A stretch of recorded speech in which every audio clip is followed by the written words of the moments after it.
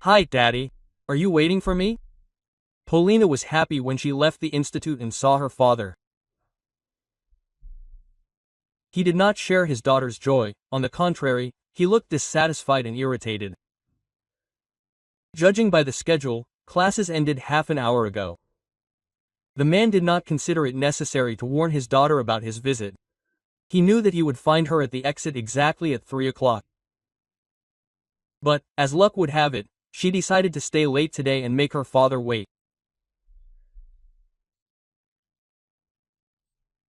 Vladimir Petrovich left the family several months ago, met a woman 10 years younger and decided that he felt much happier with her than with his previous wife. After the divorce, he immediately moved in with his new chosen one and almost never met with his daughter. Leaving, the man encouraged Polina, saying that his departure from the family would not affect the relationship with his beloved daughter, but quickly forgot about his words. For Polina, who loved her father with all her heart, every rare meeting with him was a real holiday. And today the girl happily figured out how she and her dad could spend the rest of the day. Let's take a walk in the park, the weather is perfect. Although no, let's sit in some quiet, cozy cafe where we can chat calmly, she thought. But Vladimir Petrovich destroyed all his daughter's fantasies with one phrase. Quote, "I have no time. I've been waiting for you here for half an hour, so let's get straight to business. Here, take it." The girl bitterly realized that she could not count on going for a walk due to a heart-to-heart talk with her father once again. What's this? Polina was surprised, looking at the printouts. A 7th grade English test. Well, yes, her father answered calmly. This is Anya's homework. It needs to be done by Friday. Something went wrong with her English. And you're still studying at the Institute of Foreign Languages, you can do it in 10 minutes. It won't cost you anything, and you'll help the kid. I'll stop by on Friday morning and pick up the finished work. After these words, her father disappeared, without even hugging or kissing his daughter on the cheek, as he used to do. A discouraged Polina stood with the English tests in her hands and with difficulty holding back the tears that were coming. Anya, this is the daughter of the woman because of whom her father left the family. And now this unfamiliar girl saw Polina's dad much more often than his own daughter. And Vladimir Petrovich himself, it seems, spent all his free time with other people's children with great pleasure. Quote, "When I talk to a stranger," Polina thought. Apparently, the new family is really more important to her dad. Polina's parents had lived together for over 20 years. For the girl, this union was the standard of love and mutual understanding. She was sure that her parents were happy in their marriage and clearly did not want to change anything. Until recently, everything was like this, until Vladimir Petrovich met a new love. The affair began quickly, and the head of the family, as an honest man, did not hide anything from his wife and immediately announced his intention to move in with his new chosen one. For Rima Alexeyevna, Polina's mother, this news was no less shocking. At first, she decided that her husband was going through a midlife crisis or something similar. She was even ready to forgive her husband for an affair on the side, if only to save the marriage and not upset her daughter. But Vladimir Petrovich had already thought everything through and was unwavering in his decision. In one evening, he packed his things and was already at the starting line. Och thought, "You don't care about her feelings at all," Rima Alexeyevna tried to reason with her husband. "Don't make me laugh, Polina is 20, not 5. She's not a little girl, she'll survive somehow. And anyway, I don't think she cares." At this age, girls worry about other things, like how to spend the evening, not fail their exams, and charm a slick classmate, the man laughed. But Vladimir Petrovich was wrong. For a man who considered his parents an ideal couple, the divorce was a huge shock. Polina couldn't get her head around the idea that her dad could even look at another woman, much less start an affair on the side. But Polina was truly an adult and conscious person, so over time she came to terms with the fact that even a model dad could fall out of love with her best mom. Soon, a new shock awaited her. It turned out that not only her mom had become her dad's ex-wife, Polina had also turned into an ex-daughter. On the weekend, the girl invited her dad to meet because she missed him, but he refused, citing very important matters. Okay, it happens. This happened the next weekend, and then the next.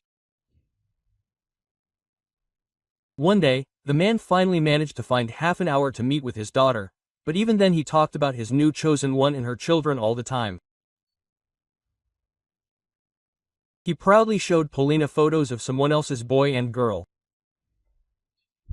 Look, this is our beauty Anutka. Really? Many people think that I am her biological father. They say it looks very similar. Imagine, she does ballroom dancing. Here's a photo from a competition. Anya took second place there.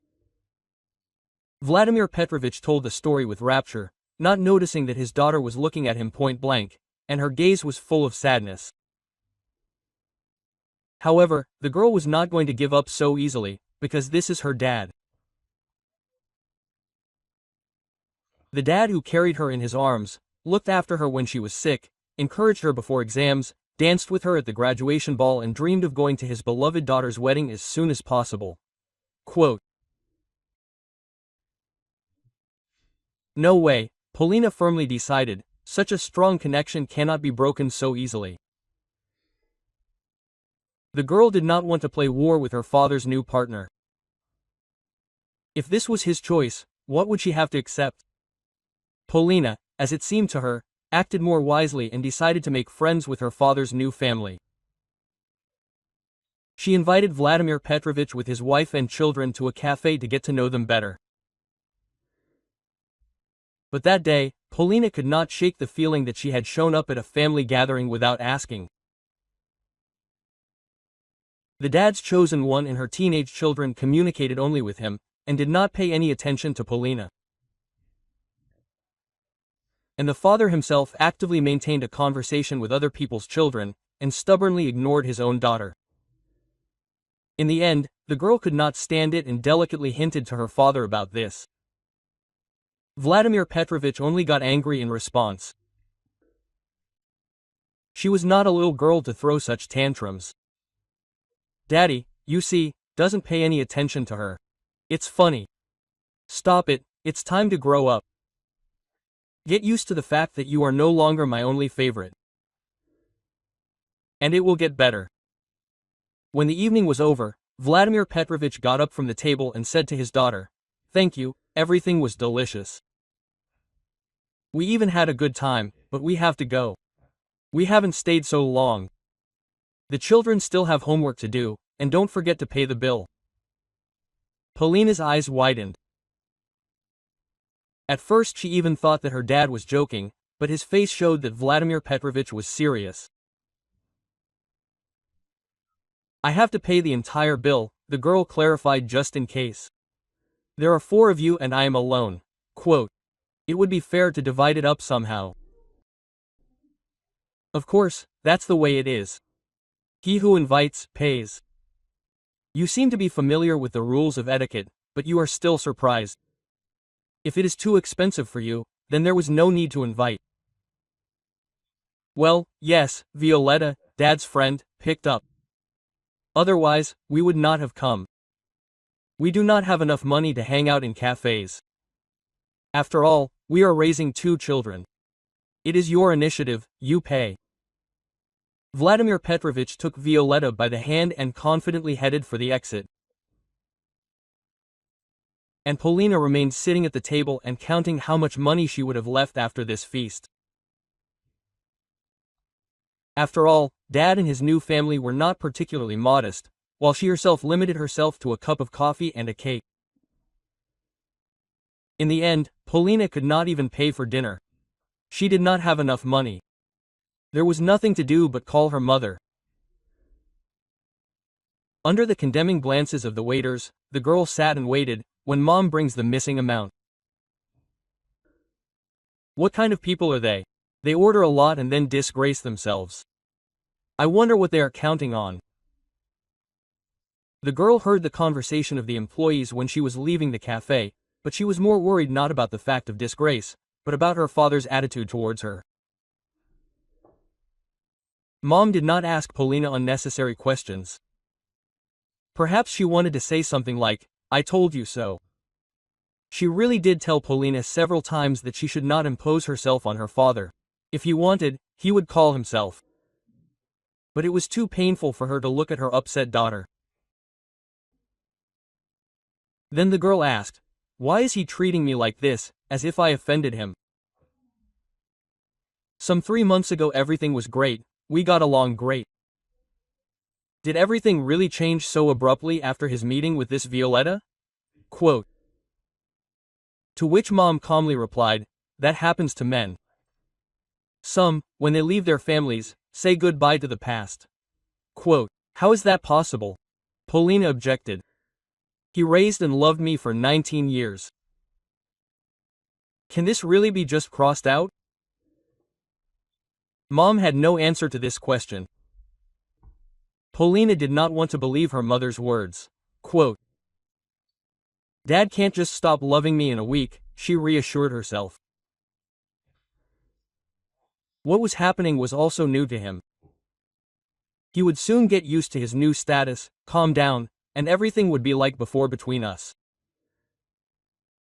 That was why the girl was so happy when she saw her father near the institute. Well, imagine her disappointment when he found out the true purpose of the visit. However, Polina did not lose optimism and once again convinced herself of the good. If I do the test for Anya, it will help me become friends with them. What if Dad came up with such a reason on purpose? Although Vladimir Petrovich said that he would come for the test on Friday morning, Polina decided to take the printouts herself and visit her father at the same time. She finished her homework ahead of schedule and specially chose a time when the whole family was supposed to be at home. She found out the address from her grandmother. Polenka, you need it, Vladimir Petrovich's mother tried to dissuade her. Don't put your finger in this Violetta's mouth. Watch out, she won't let you in. You'll get even more upset. Granny, stop making things up.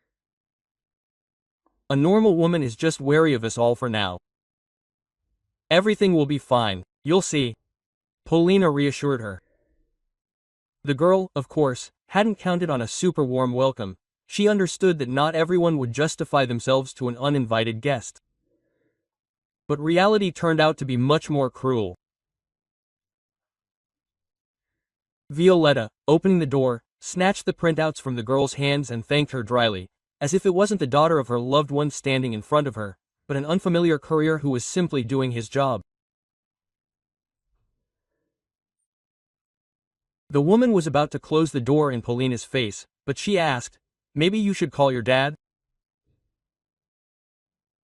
He's not home. Come another time and be sure to call.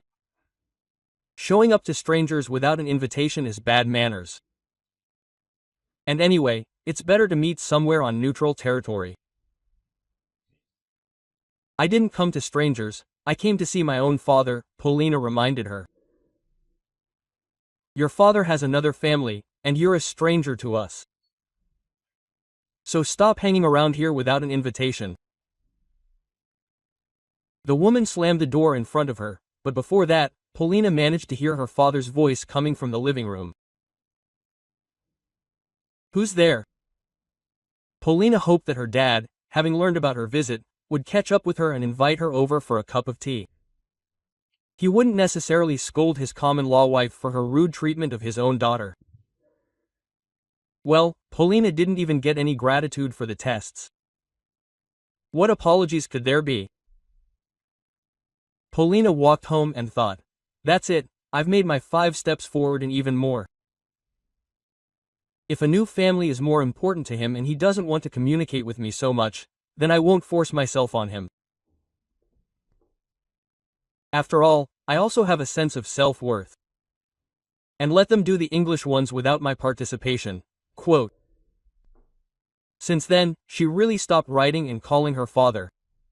Vladimir Petrovich also did not show himself in any way. It must be said that this decision was difficult for the daughter. At first, her hands were itching. She really wanted to invite her father to another meeting that was only necessary for her. The girl did not tell her mother about what happened. She did not want to upset her once again. Rima Alexeyevna already had a bad heart, and the divorce undermined her even more. Polina and her mother had a hard time without Vladimir Petrovich. Even at the dawn of their marriage, the man insisted that his wife quit her job and become a housewife. They say that a woman should take care of the child and household chores, and the man himself will take care of the food. At first, it was not easy for Rima Alexeyevna to be without work, but then she got used to it, and at home this distribution of roles suited everyone. Vladimir Petrovich was the only breadwinner in the family. It is clear that after he left home, the money left too. At first, the only income Polina had a scholarship, an increased one, but still small for two. Rima Alexeyevna, for obvious reasons, could not find a job for a long time. Active physical labor was contraindicated for her because of heart problems, and they did not hire her for intellectual work. Despite a good education, such a huge gap in her work experience was very embarrassing for employers. Even in routine office work, where special talents and skills were not needed, the woman was refused. Was not suitable by age. As a result, Rima Alexeyevna got a job as a concierge. The salary, of course, was meager, but for lack of better offers, the woman agreed to this. Polina also found a part-time job, did term papers as a lazy student, and on weekends worked as a packer in a supermarket near her home. But still, this is not the money on which you can live comfortably. For several months, the family barely had enough for food. Once again, looking at the contents of the refrigerator, Polina decided to swallow her pride and call my father to ask for money. It will probably help. After all, I am still his daughter, she thought and dialed the number.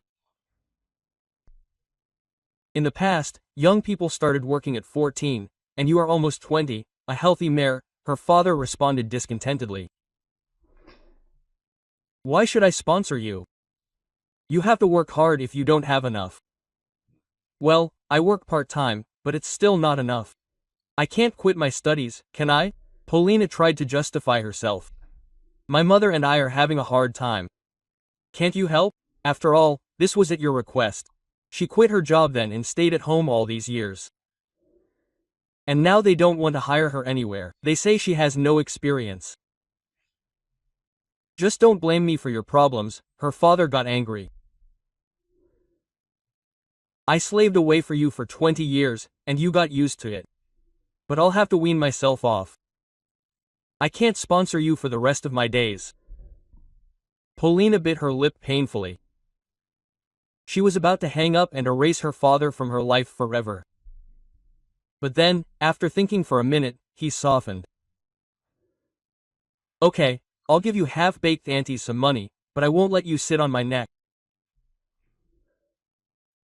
I know you, if you want money, you'll have to work for it. Anya and Donnie are having trouble with English, and a tutor's services are like a miracle bridge. You'll study with them, and I'll give you a penny for it. You'll be the nanny too. You need to sit with the kids when Violetta and I go about our business or just for a walk. But they're 13, Polina, who had been staying home alone since the 2nd grade, was sincerely surprised. She entertained herself and could even cook dinner. Well, yes, that's what I'm saying, they're still little. They need a nanny. Polina was really touched by the tenderness in her father's voice, as if he was talking about his own children. But there was nowhere to go. The girl understood that in this situation she would have to suppress a flash of irritation. Quote, "I agree," she answered her father. From then on, Polina began working for her own father and realized that he was a greedy and demanding boss. The money that Vladimir Petrovich gave his ex-wife and daughter was barely enough to pay the utility bills, but he imposed a lot of responsibilities on Polina. Almost every day after college, Polina hurried home to her father to explain the basics of English to Anya and Donnie. They did not really want to study and even got capricious when their sister refused to do their homework for them. Polina had less and less time for her studies. And from a confident excellent student, she first slid to a good student, and then C's did not take long to come. But this was not what upset her most. Polina was surprised and offended by the attitude of her father's new family towards her. Violetta saw her as a servant, spoke exclusively in a commanding tone and could even shout. And all this happened with the silent consent of the father. It seemed that he supported the behavior of his new passion and also believed that his daughter should try harder for the pennies that he generously gave her.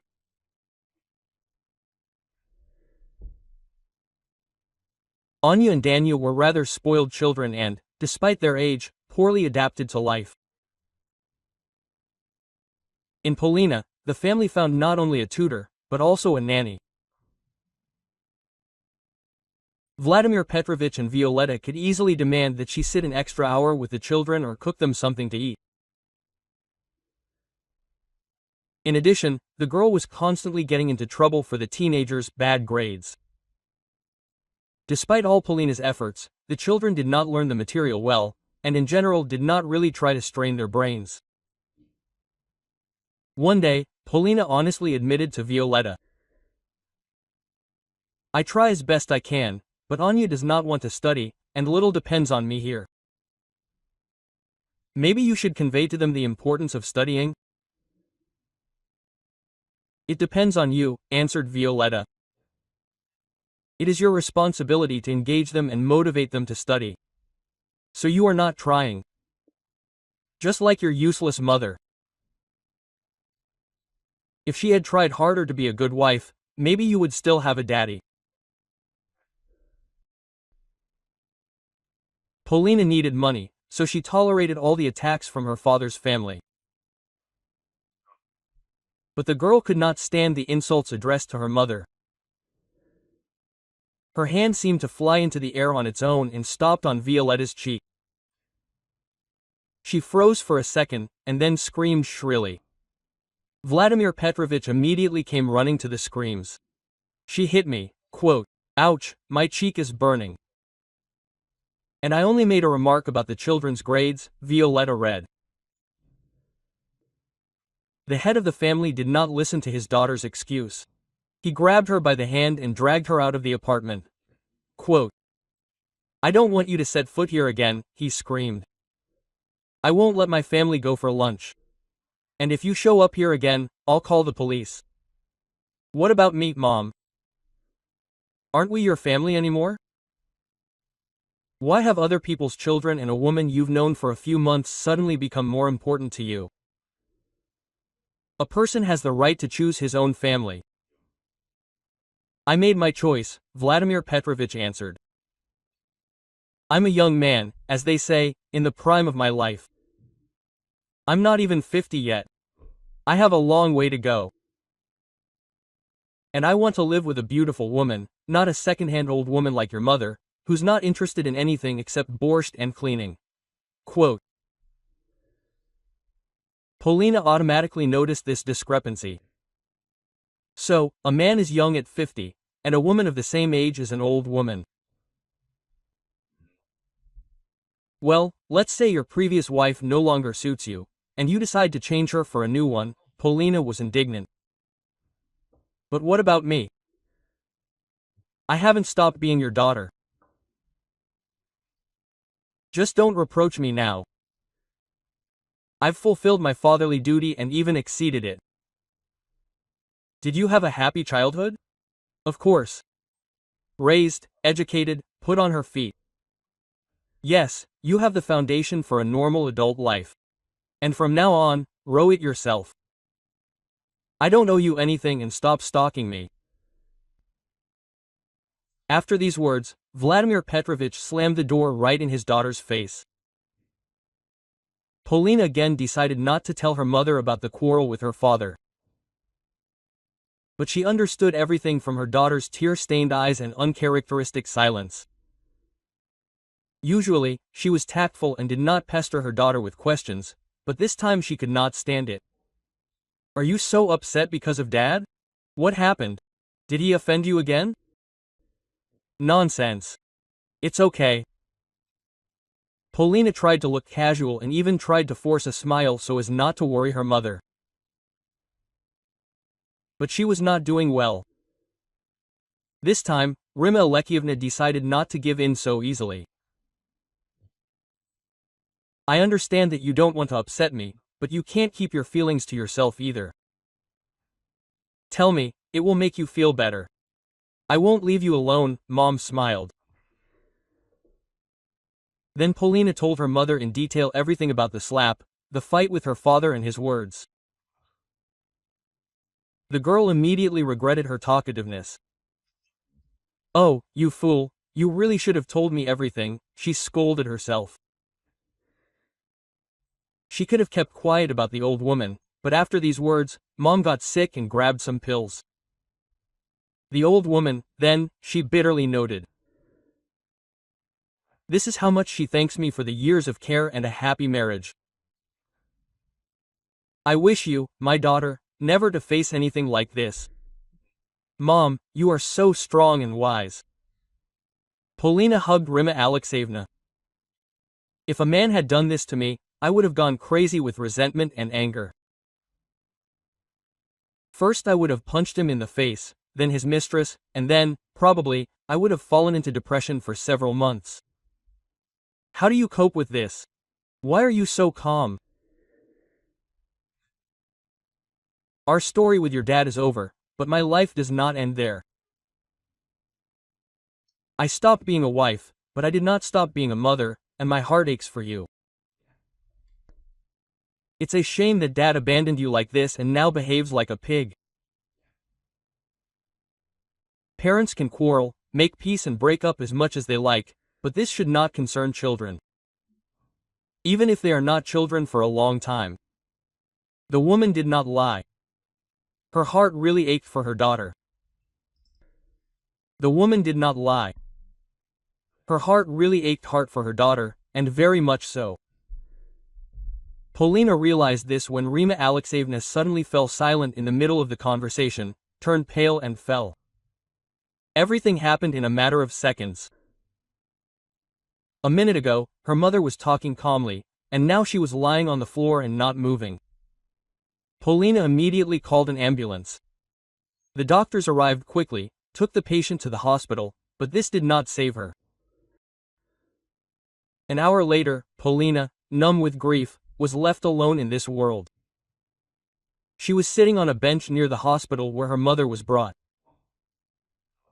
and did not know how to live on and what to do right now.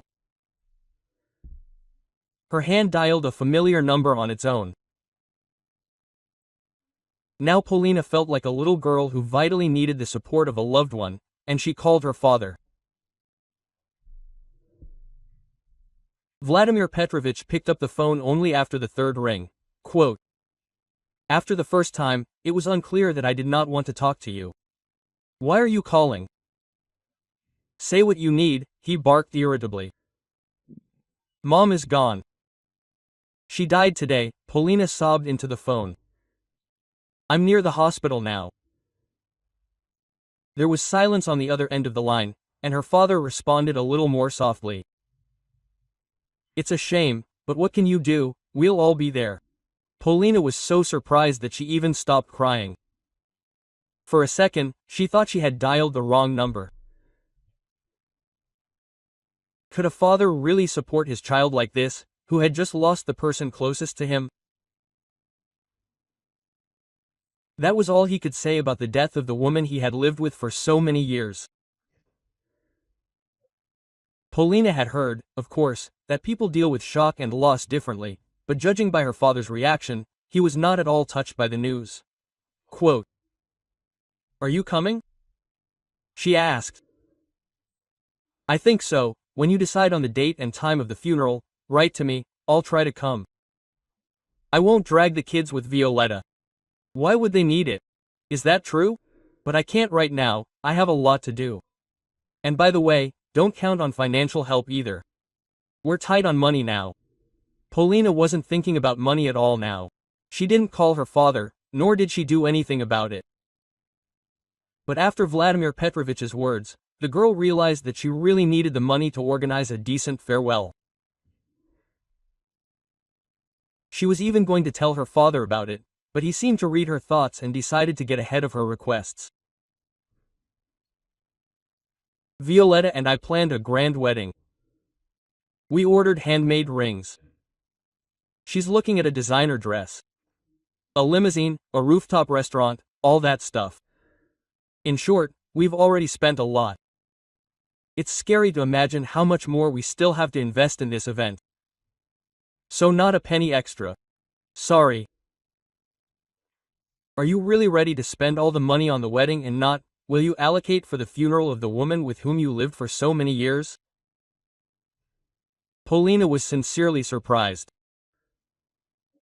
"Violetta is my future, and your mother is the past," her father explained.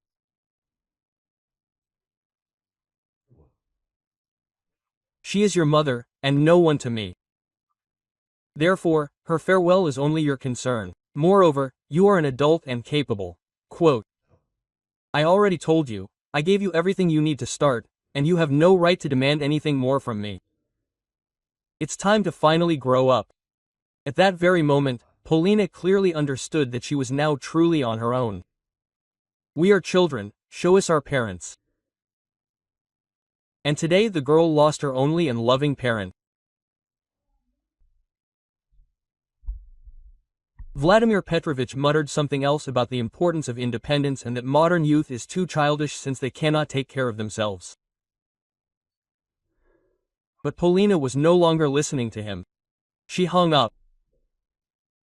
Polina sold a lot of things to organize the farewell. She even had to say goodbye to the camera she had saved up for several months and her jewelry. Friends and classmates came to the rescue, added money, helped organize the memorial dinner and cleaned up when the guests left. They never left Polina alone with her significant other for a minute, for which the girl is grateful to them to this day. The father, the man his daughter needed, showed up at the cemetery, dryly expressed his sympathy and left 10 minutes later, citing important matters. Since then, he has never called Polina, and the girl herself no longer wanted to keep in touch. From now on, she will rely only on herself, and Vladimir Petrovich is no longer in her life. But one girl did not stay. Friends extended a helping hand more than once. And Polina remembered this support for the rest of her life. True, she still had to go on academic leave to get a full-time job and start providing for herself independently, and not get by with one-time part-time jobs. Polina graduated from the institute, but several years later, when she got married, her husband supported her financially. He even offered his wife to quit her job, but the girl, remembering the sad experience of her mother, flatly refused. Polina did not need anything, but with pain in her heart she recalled the time when she had to choose, to buy food with her last money or pay for utilities. Polina did not know how and where her father lived. She was sure that he was happy with his new family, since he so quickly forgot about the existence of his own daughter. As it turned out, everything was not so smooth in his life. When Polina was expecting her first child, Vladimir Petrovich appeared on the threshold of the apartment. She did not immediately recognize her dad in this aged and balding man with a gray complexion. She estimated in her memory how many years had passed since their last meeting. 7, it seems, or 8. Has life really battered him so much over these years? Polina thought. "Hello, my daughter," he said ingratiatingly. "I barely found out your address. Will you let me in?" Quote. Polina silently let her father in, while she did not understand what this unexpected visit was connected with and how to react to it. Could it be that after so many years, her father's conscience had awakened? Vladimir Petrovich, as if reading this question in his daughter's gaze, said, "I was thinking that we should meet and mend our relationship. We are really the closest to each other. I don't know if you've heard about my illness or not. I was diagnosed with stage 4 sarcoma.